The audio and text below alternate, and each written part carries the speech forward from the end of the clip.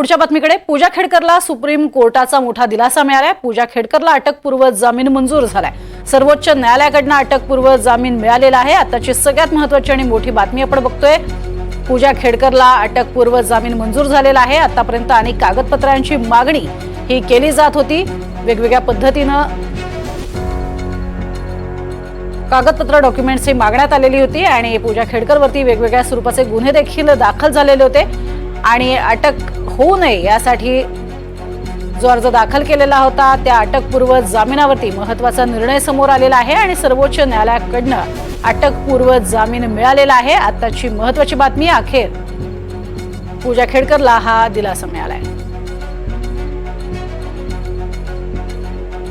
आणि सध्या आपण बघतोय पूजा खेडकर हे संपूर्ण प्रकरण ज्याच्यामध्ये IAS ऑफिसर म्हणून कामाला सुरुवात केलेली होती। अर्थातच हे काम करत असताना बोगस सर्टिफिकेट आणि अनेक वेगवेगळ्या स्वरूपामध्ये आरोप करण्यात आले आणि त्यामुळेच थेट केंद्राकडून या संपूर्ण प्रकरणाची शहानिशा करण्यात आली। अधिक माहिती घेऊयात रामराजे शिंदे यांच्याकडून। रामराजे, काय अधिक माहिती? रामराजे शिंदे आपल्या सोबत आहेत। रामराजे, काय अधिक माहिती या संपूर्ण प्रकरणासंदर्भात? पूजा खेडकरला अखेर जामीन मिळालाय। बिलकुल, पूजा खेडकरना अखेर जामीन मिळालेला आहे। त्याची कारण पण आहेत, कारण कोर्टाने सांगितलं होतं की पूजा खेडकर यांनी सहकार्य करावं आणि त्यानुसार मागील काही सुनावणीमध्ये पूजा खेडकर या स्वतःहून हजर झाल्या आणि त्यांनी सहकार्य केलेलं आहे तपास यंत्रणांना आणि त्यामुळेच हा अटकपूर्व जामीन मिळालेला आहे।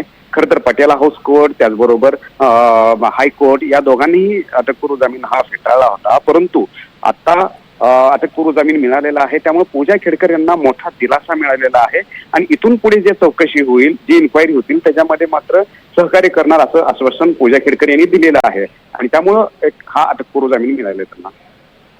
नक्कीच, तुर्तास धन्यवाद या संपूर्ण माहितीसाठी। अखेर सर्वोच्च न्यायालयाकडून हा अटकपूर्व जामीन मिळालेला आहे आणि मोठा दिलासा आहे पूजा खेडकरसाठी।